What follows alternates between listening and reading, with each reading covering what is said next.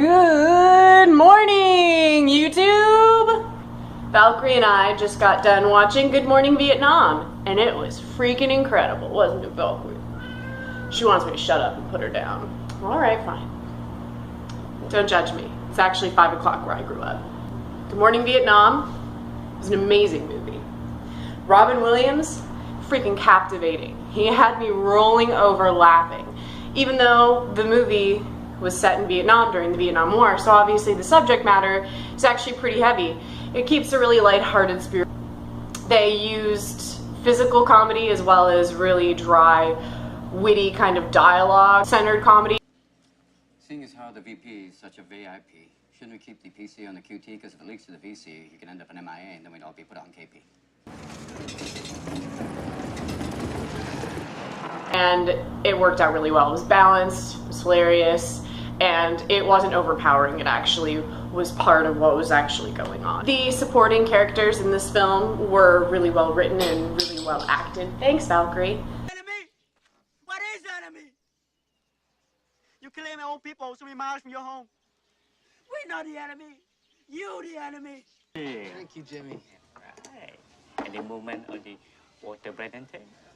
No, and it doesn't look good, Jimmy. It look good to me.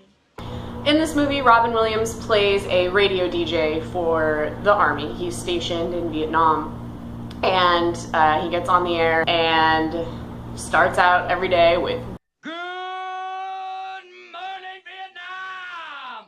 It's fucking awesome. Everyone, the soldiers that he's broadcasting to, all love him. They love his sense of humor. They love that he tries to actually report on what's happening in Vietnam as opposed to doing what he's told, which is just kind of reading off the script that he's given. This film definitely makes a statement about censorship. Before he is able to go on air saying anything, it has to be approved by, you know, his superiors. He ends up doing a lot of just fluff pieces that are meant to kind of more distract and entertain people than actually say like, hey, there's this bomb that went off today. It doesn't say the right thing, you're right. How about... Because the Army doesn't want anyone to know that kind of stuff. And it was relevant then, and I feel like it's relevant now. One of my favorite shots in the movie has Robin Williams sitting in front of a James Dean poster. And I just think it's a really cool allusion to Robin Williams being the rebel for that generation. It was produced at a time where the military was deciding a lot of things, the draft, and people weren't happy about it. So here's Robin Williams sitting in front of this Rebel Without a Cause poster, and they have the same hair and the same look on their face. It was just a really awesome shot. He doesn't play police actions, just wars. Bob likes a big room, sir. Another thing that Robin Williams' character does in this movie is teach English to Vietnamese people, which was a really cool way to set his character aside from the other soldiers, because he's actually forming relationships with these people and seeing their lives and getting a glimpse into their culture and teaching them about our culture.